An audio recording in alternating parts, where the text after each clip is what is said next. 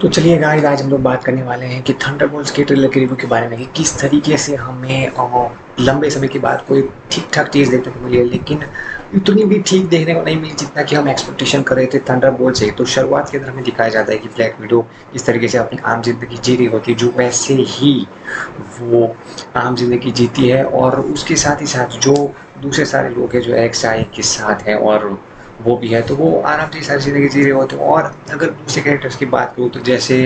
John walker और फिर दूसरे भी लोग जो कैप्टन अमेरिका का भेष लेकर के ये सारी चीज़ें करता है, तो वो भी सब एक ही तरीके से अपनी ज़िंदगी में मस्त होते हैं, लेकिन वहाँ पे उन्हें नज़र दिख जाती है। मतलब कि जो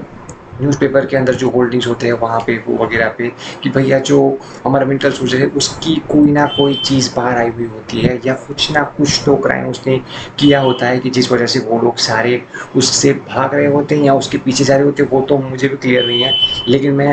एक ही चीज़ बताना चाह रहा हूँ कि भैया जो जॉन वॉकर जो चीज़ है, मतलब कि वो ब्लैक विडो और दूसरे सारे लोग वो सारे के सारे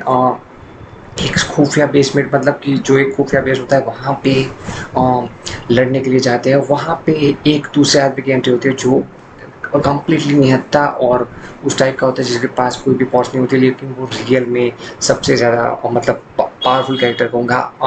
अमॉन्ग देम। मतलब कि मार्वल का बहुत ज़्यादा कैरेक्टर तो नहीं, बहुत ज़्यादा पावरफुल कैरेक्टर तो नहीं कहूँगा मार्वल का, लेकिन मैं पावरफुल उन सब लोगों में से कहूँगा जो है सेंट्री। तो फिर ये सारी चीज़ें तो हो जाती है, लेकिन एंड के अंदर हमें जो बकी दिखाया जाता है वो, मतलब कि विंटर सोल्जर, वो पता नहीं क्या चीज़ें कर रहा होता है, वो अलग ही मिशन पे होता है, क्योंकि वो हमेशा जो इन सारा लोगों का ग्रुप है वहाँ से अलग ही रहता है, उनके साथ कभी नहीं रहता। और अगर एंड के सीन के अंदर मैं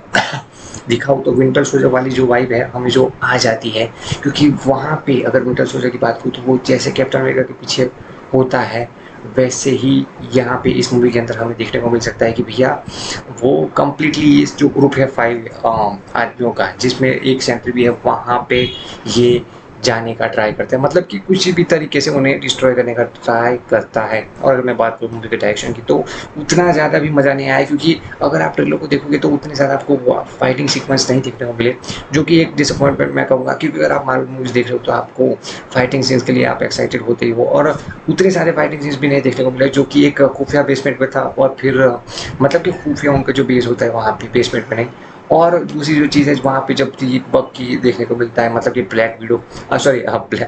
विंटर सोल्जर देखने को मिलता है, तो वो उनके पीछे जाता है, तब हमें एक लड़ाई देखने को मिलती है। और दूसरी मैं जो कहूँगा मेजर लड़ाई इस मूवी के अंदर देखने को नहीं मिल सकती इन दोनों, दो लड़ाई या फिर तीन लड़ाई के सिवाय, तो ये एक बड़ी ही खामी कहूँगा, मतलब कि एक मिस्टेक तो नहीं बोल सकता, लेकिन ये ऐसी सारी चीज़ें जो कि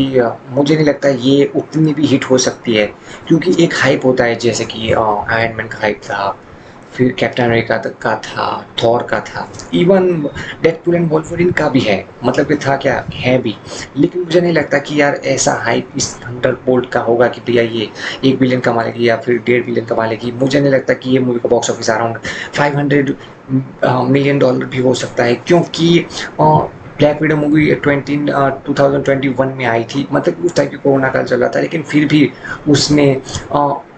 स्कारलेट जॉनसन के होते हुए भी अराउंड 400 मिलियन डॉलर ही कर पाई थी, जबकि उसका बजट ही था 200 या 250 जितना, तो उतना उनको प्रॉफिट ज़्यादा नहीं हुआ होगा। और यहाँ पे जब मैं इसकी बात कर रहा हूँ तो इसका बजट भी अराउंड 200 मिलियन डॉलर है, लेकिन उसका बॉक्स ऑफिस मुझे नहीं लगता कि लाइफ टाइम में 350 या 300 के पार जा सके। बाकी तो आप लोग